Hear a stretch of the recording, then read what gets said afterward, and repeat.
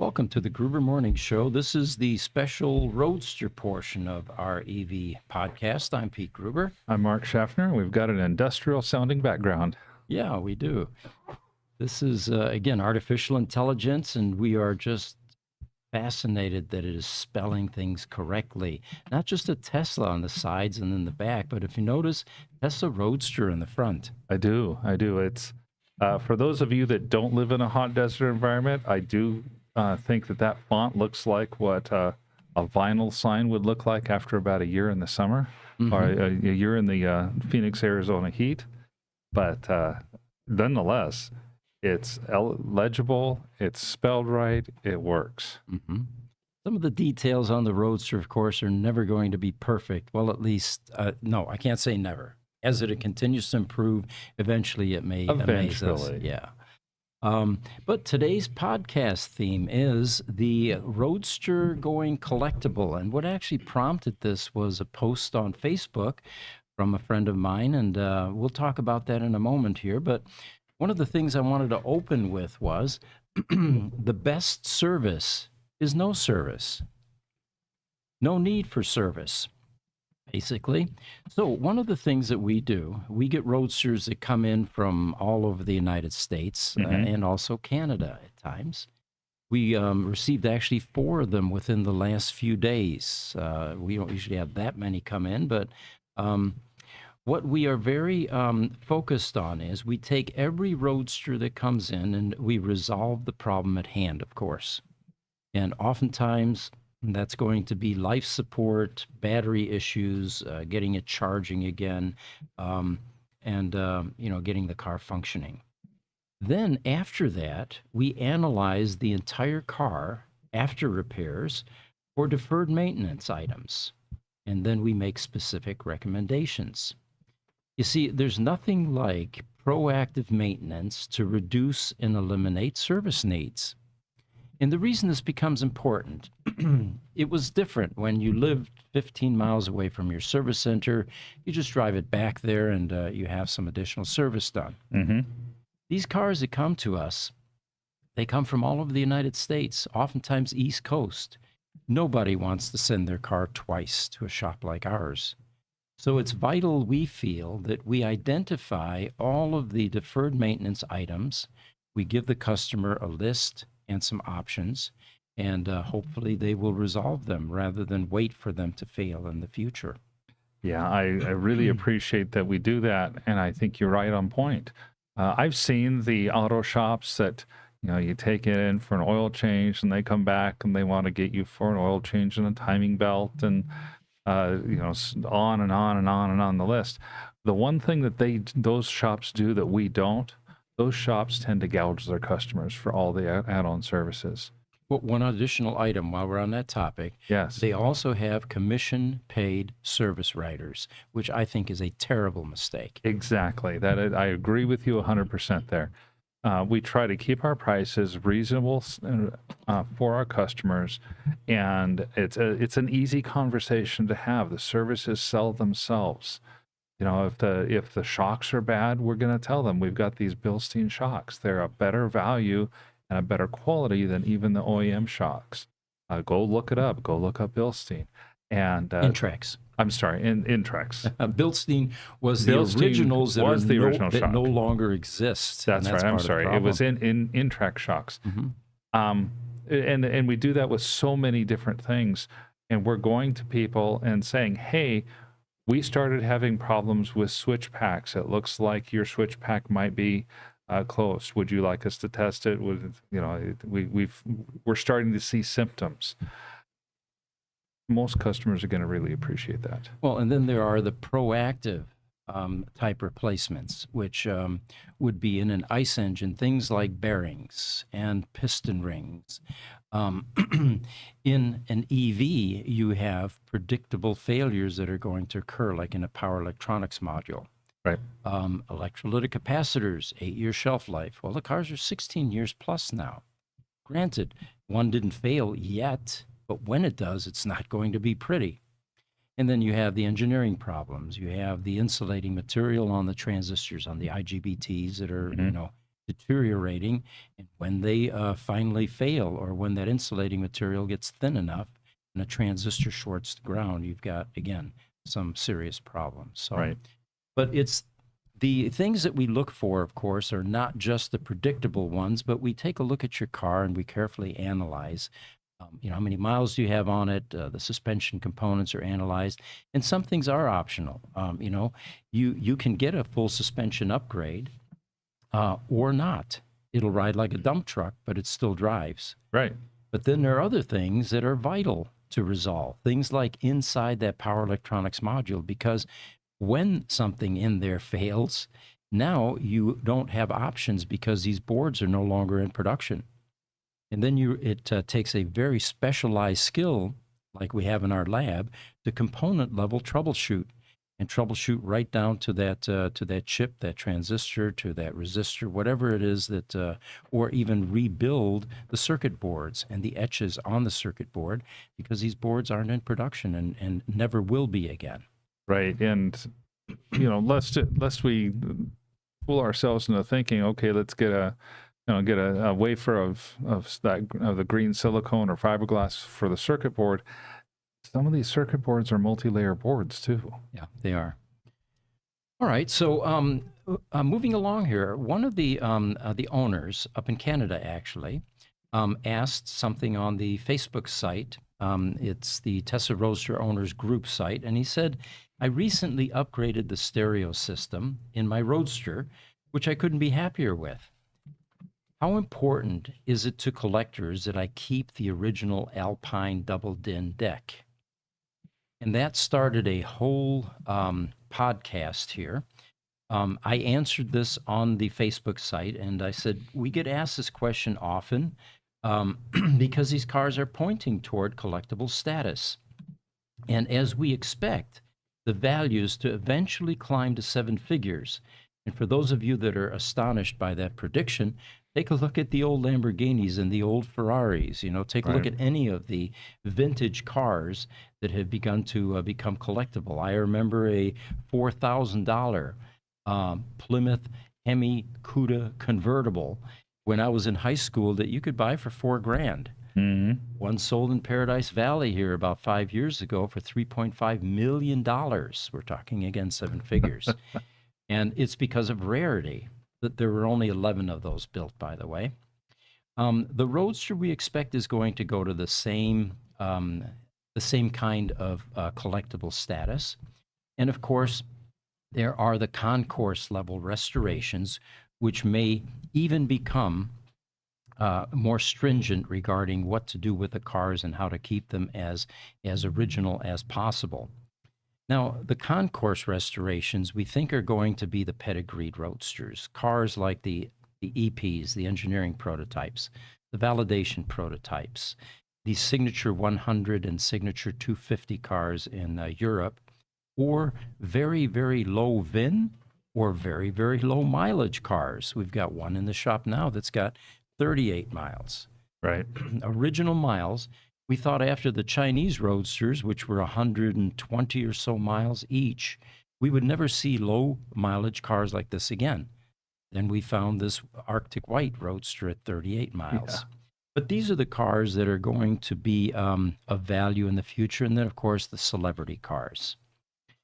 For your daily driver or non-pedigreed Roadster, these concourse level restoration and preservation rules that we're about to describe to you do not really apply. So we do recommend keeping all old parts replaced.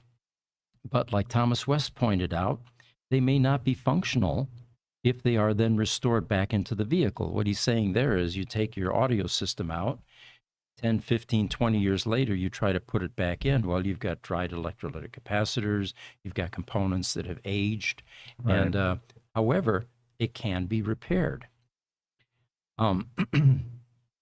Okay, so you may need repairs before reinsertion. Then I said, despite the allure of having a 2.X Roadster 12-volt battery in the trunk for rapid owner replacement, which is what we commonly do here for the non-pedigreed Roadsters. When it comes to the pedigreed Roadsters, we discourage customers from doing that modification, because again, originality is going to be far more important than the advantage or the ease of changing your battery in a trunk every few years when it goes bad. In order to do a modification like this to a Roadster, it requires drilling some holes. First, to mount the battery box in the trunk, and then to route the cables to the front where the battery currently is. So we discourage that level of improvement on any of the pedigreed Roadsters. Secondly, use all OEM parts, whether reconditioned or NOS parts, new out-of-stock parts, whenever possible. Replacement shocks, for example, outperform the original Bilsteins. That's why I was saying Bilstein earlier, by the way.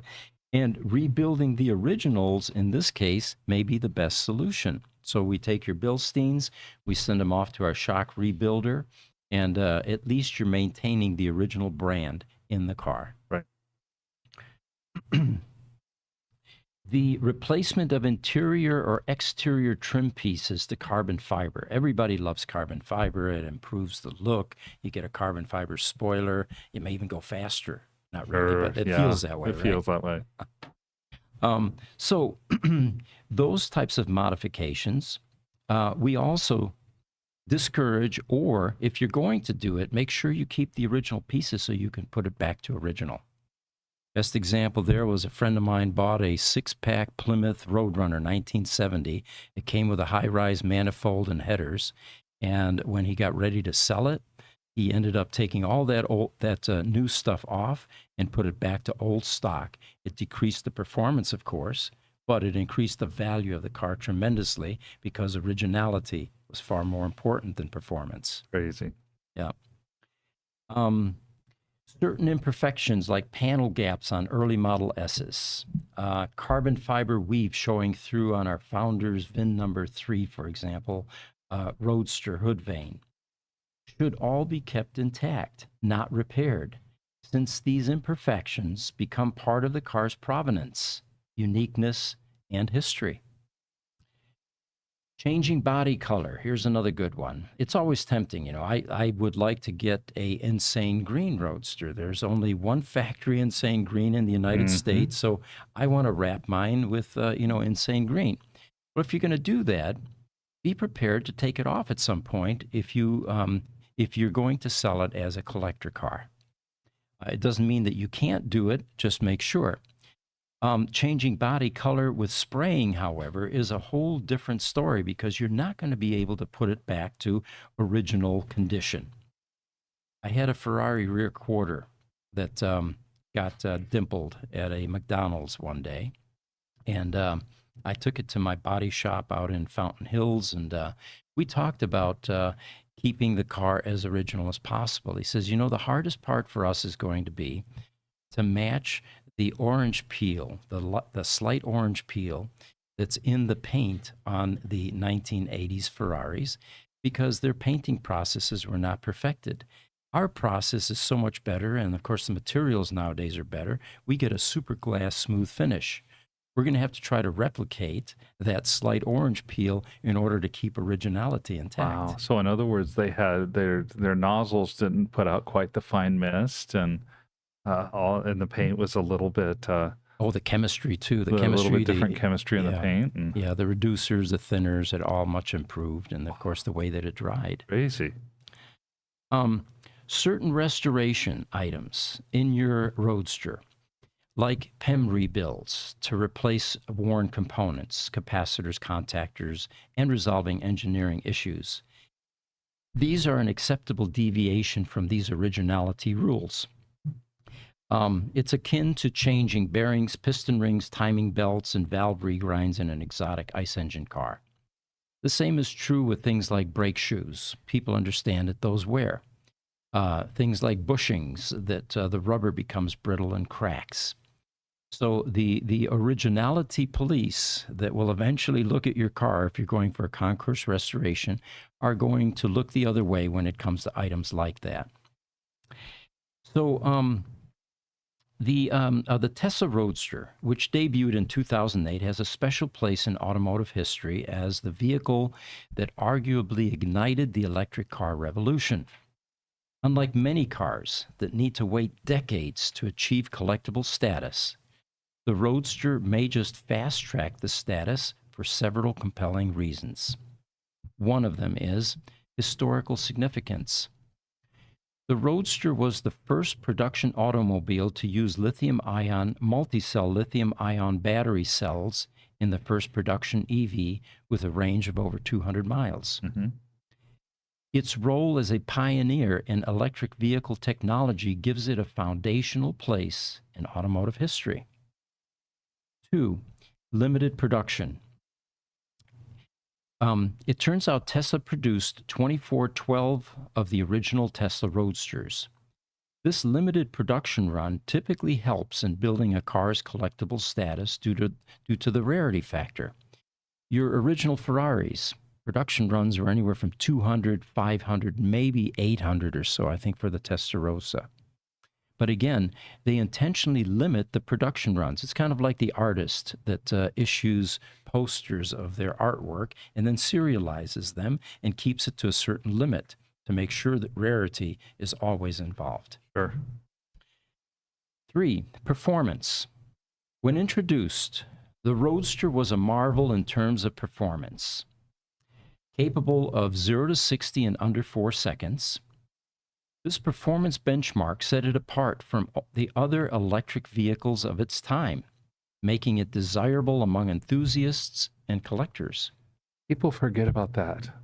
You know, when your grocery getters, virtually all electric cars now have a sub 4 second 0 to 60 time.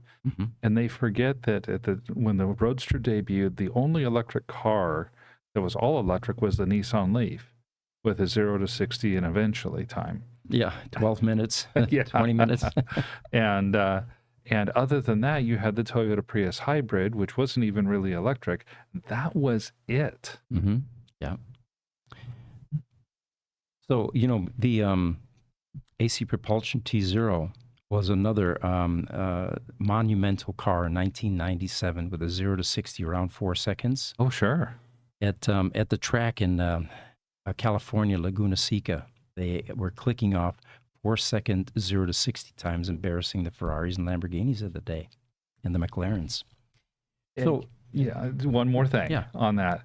Can you imagine? Okay, we've seen this video of a Cybertruck pulling a Porsche, beating a Porsche. Wouldn't it have been something seeing a T0 pulling its generator, beating a Ferrari? Oh, that would back in the day.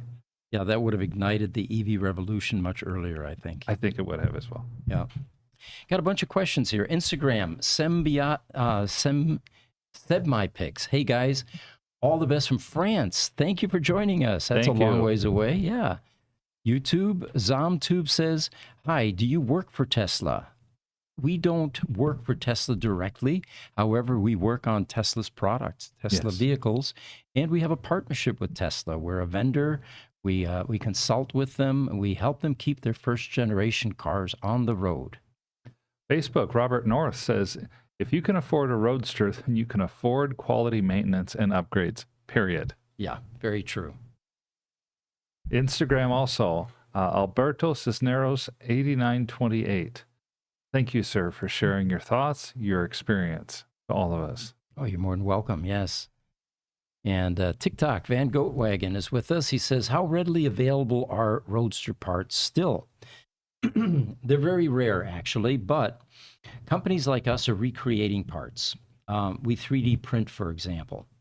We also hunt down the original vendors. Oftentimes, they may have been acquired, and then we beg, borrow, and ask them to recreate parts without an unreasonable minimum order quantity. That is an ongoing process, and both Tesla and ourselves are heavily engaged in trying to keep the Roadster parts, parts inventories alive.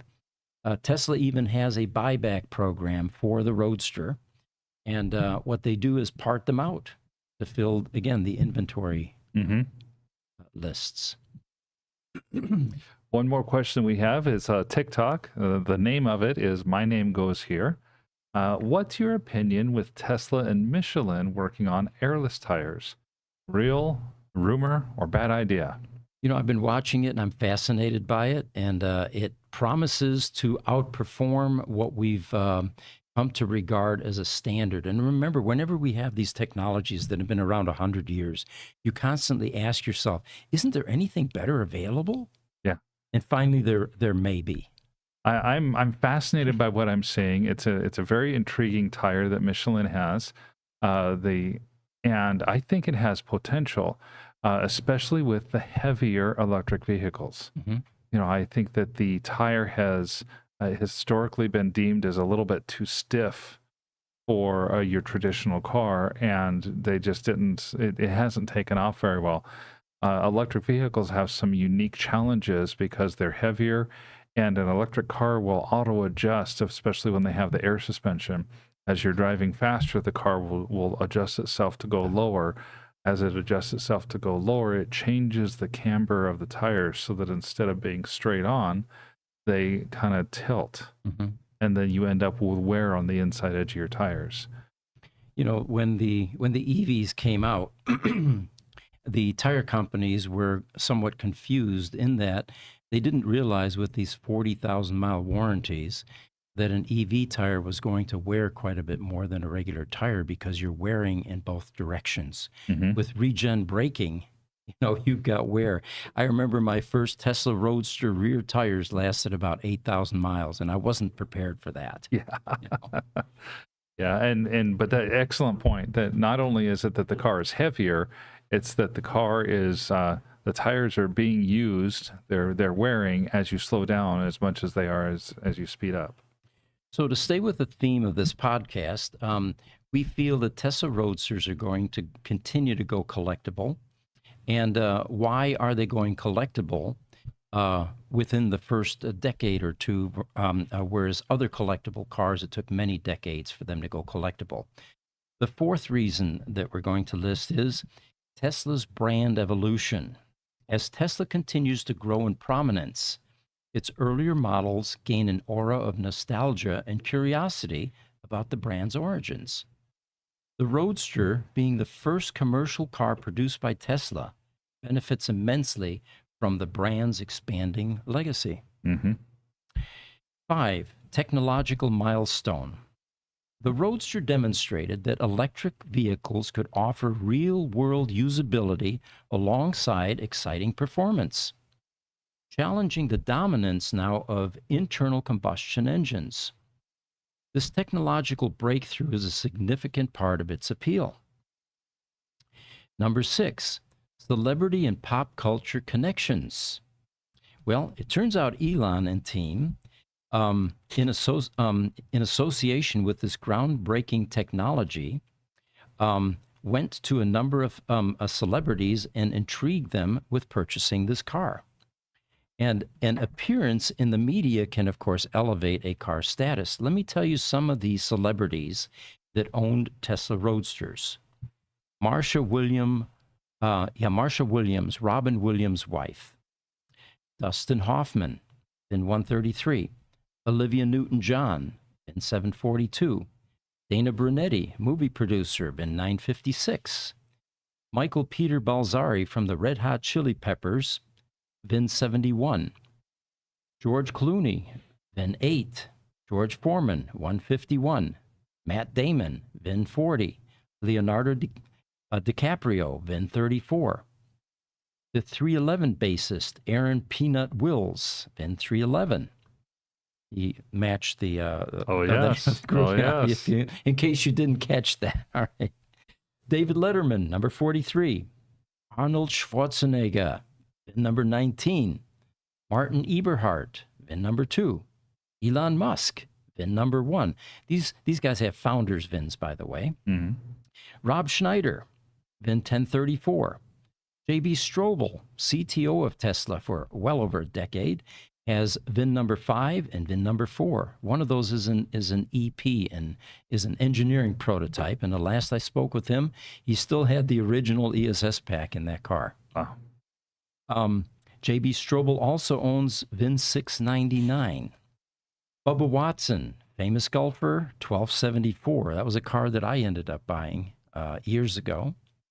And George Foreman, we already had him. And then Emily Mead, VIN 592. So, celebrity owned cars. Yes. You forgot your own. I'm a celebrity already? Oh, yeah. All right. Well, let's go with VIN 711 then. It's actually a test mule car, and VIN number 5, which was made in Hethel, UK, one of the originals. And yours is not JB Strobel's evaluation prototype. No, it is not. Two VIN number 5s. It is a different number 5. Yeah, that was one of the confusing things about the Roadster. There were multiple VINs because VIN control back in the day wasn't stellar. In Europe, for example, there are many similar or identical VINs that are running around in the U.S.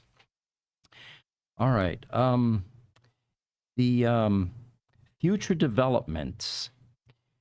Tesla's plans to release a new Roadster, touted as the quickest car in the world, could further enhance interest in the original as people draw comparisons and seek out the classic model. Mm-hmm. So given these factors, they say the Tesla Roadster journey to becoming a collectible may not be linearly tied to its age, but rather to its groundbreaking role and scarcity, which are already compelling to collectors and enthusiasts. It stands as a milestone not only in automotive history, but also in the broader narrative of technology and innovation. You know, looking back 5 years, Mm-hmm. so we go back to 2019. In 2019, you could buy a good production Roadster, clean title, $20,000 to $25,000. If you were buying one at auction, you were paying anywhere from $8,000 to about $15,000. Collision damage cars. Yeah, yes. collision damage cars. Going forward to 2021, it was $30,000 to $40,000 for a clean title car. By the end of 2021, that price had tripled, where it was almost $120,000. Then in the last 3 years, we've seen the market forces kind of take effect. A lot of people aging out of their Roadsters, a lot of turnover in sales, but the price hasn't crashed down to that 30 to 40,000 range again. Mm-hmm. The lowest we've seen is what, 60, 65,000. About those are $70,000. Yeah, those are almost the fire sale prices. Yeah. 80 to 100,000 is still common, and it's not unusual to see a pedigreed Roadster going for low 6 figures. As that turnover and transition concludes, because it's a small enough market that it is going to conclude at some point, I think we're going to see those values rise up very quickly again. Yeah. And that's an important concept. This is a temporary blip. It's a temporary glut. So for those of you interested in the original OG Roadster, the legacy Roadsters, this is a great time to buy. It is a buyer's market. Speaking of buyer's markets, there is another buyer market. We've got a picture here, Jesse. If you can pop up VIN 8. And you know what? I think that's going to be in the other podcast. Yes, exactly. What we have here is an interesting story about a signature VIN number 8 Tesla Model S, which is very much underappreciated in our opinion. This was a car that was donated to the Peterson Auto Museum, and the Peterson Museum then parked it on Bring a Trailer. Bring a Trailer prices are typically on the low side. Our Tesla Roadster matchmaking site has proven that time and time again. We tend to get more for the cars than what the auctions do, and there are a number of reasons. With our matchmaking site, the owners can talk to the sellers, and vice versa, of course. With an auction, that's far more difficult to do. There's no expiration date. Our listings run until the car's sold. And there's no reserve. Right. And so this is a car that sold for $21,000 on Bring a Trailer. It is VIN number 8. It's immaculate on the inside. It was extremely well taken care of. And it ended up in our shop for an air conditioning compressor replacement. The customer put another $7,000 in it between window tinting and the AC compressor. And here you have a car that's under $30,000. It is, in my estimation, highly collectible because it is a signature car. It's a single-digit VIN. And as the Tesla Roadster starts going more collectible, these cars are going to get dragged right along behind it. So if you can find a signature Model S, and especially a low VIN, first of all, it has free supercharging. That's going to become very important as our energy costs continue to spiral out of control. And then, of course, the collectible status, the collectible value. This was a car that should have sold for a lot more, and it certainly made one of the local collectors very happy. I'm sure it did. And it's a gorgeous car. It's I've seen that one in the shop with that dark tint on the windows. Oh gosh, it looks incredible. 21-inch wheels too, as the signatures had. Bunch of questions. Instagram, EV Smoke ATX. Always love watching y'all, he says here from Austin, Texas. Thanks for joining us. Instagram, Thomas080 says hi. Instagram, Jimmy Auto Center gives us a ovation or a clapping hands emoji. And Van Goat says from TikTok, what is the protocol for storing these vehicles? Well, collector cars are typically stored in environmentally controlled environments. You want to keep that temperature and humidity window as tight as possible. With EVs, and that's one of the reasons we started EV Preserve, which is our new electric vehicle storage facility, exotic car storage facility. We have about 20 some odd Roadsters in there currently, and a LaFerrari that snuck in. And they are in temperature controlled environments. But what you also need with an EV is a very strict and carefully monitored maintenance protocol regarding charging. We have seen many EVs get bricked or die because the storage places did not realize that these are different than ICE vehicles. They need constant charge and they need constant monitoring. Not just Roadsters either. That's what I was about to say. Are we talking Roadsters? No, the one of the reasons we have the LaFerrari and have had some LaFerraris come through our shop is that they were stored improperly and the batteries ended up dropping enough charge that it caused issues with the car. Same problem. There will be a whole new set of care and keeping protocols for exotic car storage facilities. And we're the first EV dedicated to EV exotic car storage facility. So we're very proud of that. So that was the story on the VIN number 8. And if that owner decides that he's going to keep it, he's currently selling it. It will most likely end up at EV Preserve in a carefully climate-controlled storage facility. We have another question here on TikTok from BMX Street Crew. He asks, can a wrecked Tesla battery be used in another car, basically? Yes, these batteries are actually used in a variety of ways. Solar is one of the biggest reapplications of this kind of DC storage method. Hobbyists and experimenters may be using them in critical power or uninterruptible power type systems. Off-grid is another great one. Essentially, what you have is a very high-grade DC storage system.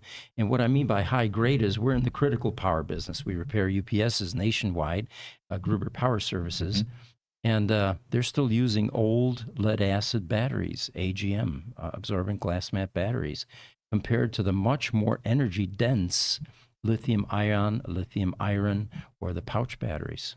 Yeah, and if testing is done on the battery and it comes back as meeting the specifications, the rigorous specifications for automotive use, it is possible that that battery could be used in an auto. It's not unlike pulling an engine out of a rear-ended SUV.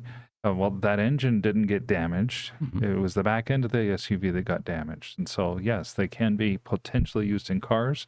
Usually they're used in situations such as what you mentioned, stationary power applications.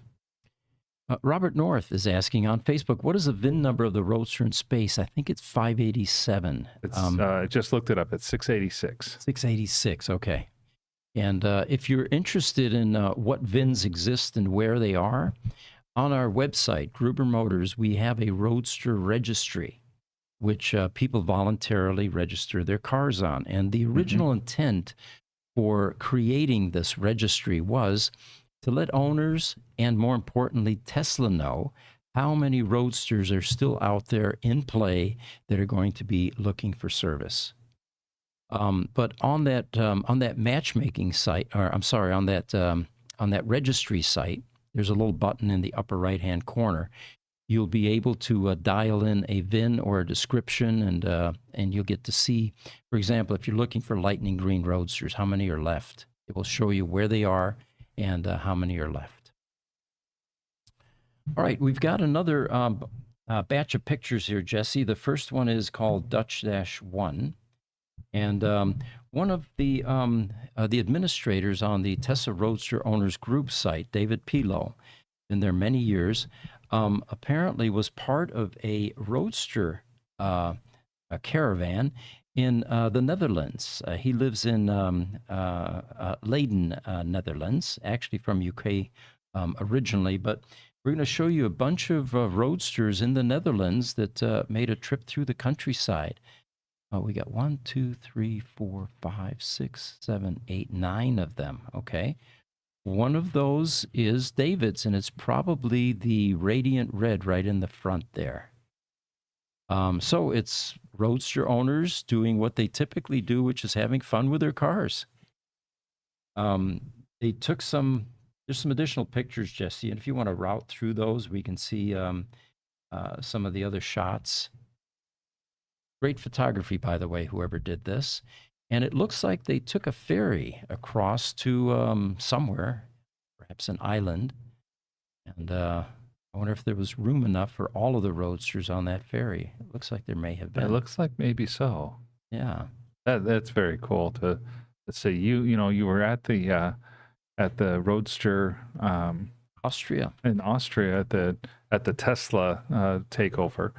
And you only saw 2 Roadsters there in the Only whole 2. takeover. One from Austria and one from Italy, and it was the Italian Tesla president Luca Del Boa that brought his Radiant Red. Or no, they were both Fusion Reds. That's right. They were kind of the stars of the show, and now you get to see 9 of them together in a place that's not here in Phoenix. Yeah, exactly. Very nice. So we had a Roadster come through our shop, VIN 971, which had been rear-ended about 2 years ago or so. We did the body work, got it back operational, and it came back a second time about 6 months ago. And this time the damage was more severe. Whoever rear-ended this car the second time pushed the trunk deck up into the hard top, crumpled the quarter panels, and of course destroyed the rear bumper. So we ended up, since the quarter panels are not in production anymore, we had to rebuild them. And our guys did an excellent job rebuilding those quarters. We ended up replacing the trunk lid and repaired the bumper. Okay. So the customer just sent us an email a couple days ago. He just picked up his car, and he says, "Thanks so much for the phenomenally great body work and paint repairs on VIN 971. It was masterfully done. I know badging parts are hard to come by, and here's a request for the community now. But I would like to pursue restoring 971 with the original Roadster Sport badging. What we're talking about there is that little script portion that goes just underneath to the right of the Tesla letters in the back of the car. Those are not in production anymore. I think Tesla may have sold all the ones that they had from the buyback cars. We cleared the inventory that we had because we have parts cars as well, and I think we had a couple that had that. So we're going out to the community asking for this customer. He would like to get that little script portion that says Roadster Sport underneath the Tesla letters on the back of his bumper. And if any of you have that, please email us at ev@gruber.com. You're going to make a Roadster customer very happy. I think he's also looking for the 2 sport badges that go in front of either side of the rear tires. Same type of thing. Oh, the little decal type sport badges. Okay. Yes. All right. So it's all 3, the one on each side and the one for the back. Okay.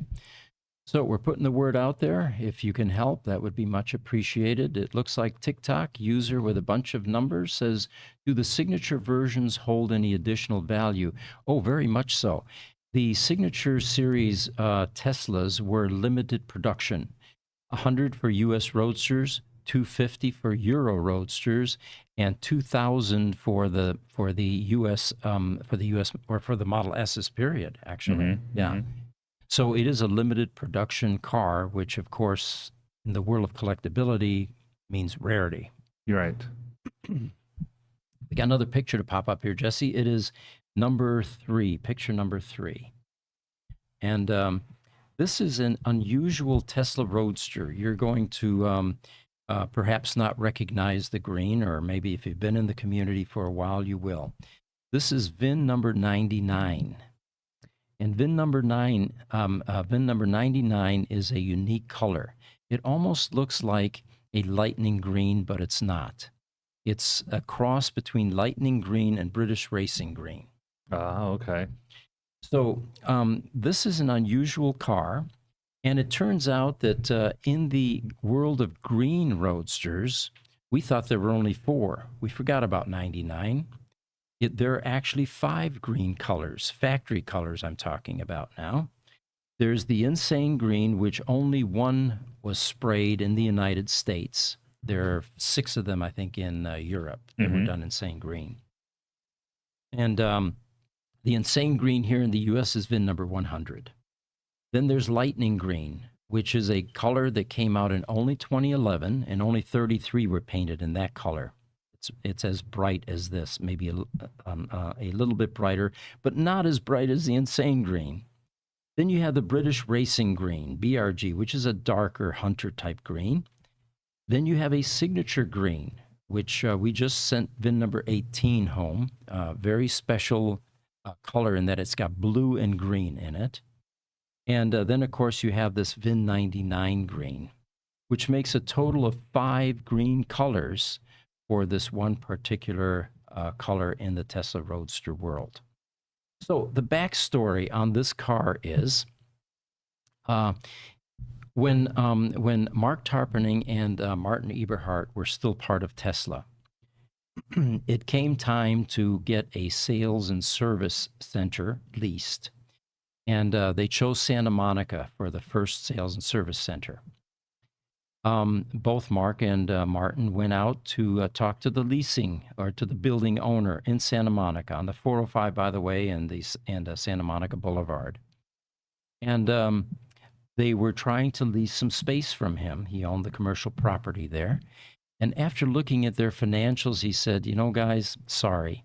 There's just not enough financial strength here for me to feel comfortable leasing you a commercial building. Sure. So they went back. 2 weeks later, Elon Musk goes out and visits with this owner, Jim, by the way. And he brings a satchel full of patents. And this is the story from Jim Hull. He says, here comes this guy named Elon Musk, and he's got his patents. And he said, I already told you guys, the financials just don't indicate that I can lease to you. So Elon persists, and he says, look at all these patents that we have for this electric car. This is going to be the future. And of course, Elon, being persuasive, was persuasive enough to talk Jim into leasing him space with some conditions. One of those conditions was, he says, all right, you've got 100 signature cars. I want VIN 100. And Elon said, that one's already sold. And it turns out the Fresh and Easy CEO, or the owner of Fresh and Easy's, owned that car at the time. Right. So they decided to choose VIN number 99, but it was a different color, and I forget what the original color was. I'll have to ask Jim.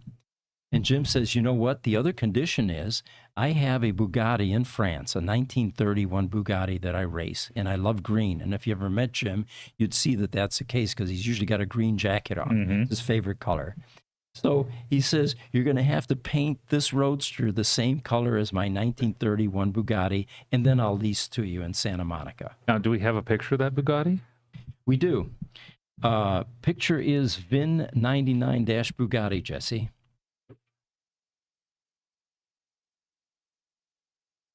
So he got Elon to agree to paint the Roadster this special color of green, and it's a one-of Roadster as well, then. It is a one-of Roadster, and there we go. And Jim actually races cars, and this is one of the cars he owns and that he has raced through some of these vintage car races, I would imagine. The other image that goes with this is VIN 99-T. And here you'll see a picture of Jim back in the day with his wife, Tanya. And, of course, you'll recognize the guy in the middle here in a moment. Boy, that looks like a young Elon, doesn't it? It sure does. Wow. So this was their first U.S. showroom and grand opening, May 1st of 2008. And these are the owners of the building that Tesla was able to lease, Tanya and Jim Hull. So very special car. All right. Let's see what else we have here. So we've got the Teacup Roadster, Thomas West's car in Texas, which is now out on our matchmaking site. We've got a couple of people interested. I don't know if anybody is pulling the trigger yet. Thomas would know that because our job is to just simply unite buyers with sellers, and then they take it from there. But for those of you that are interested in a car like this, if we bring up an image_6, Jesse, or let's do on Teacups, either one of those. This is a car that was used to promote a line of China in Toronto, Canada. And it was then dubbed as the Teacup Roadster. Now, it's not just this fame from this promotion that makes this car special.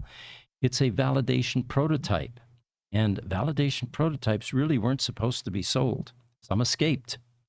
Right. And there's a lot of conjecture as to why this may have taken place, but you can pretty much guess. So this car is currently up for sale.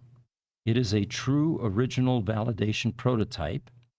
The company that was using it to promote their product was, let's see if I can find the name here again, William Ashley China.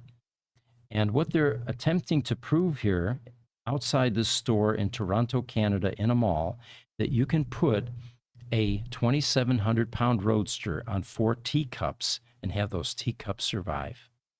There's another image here, Jesse. It's called On Teacups-2.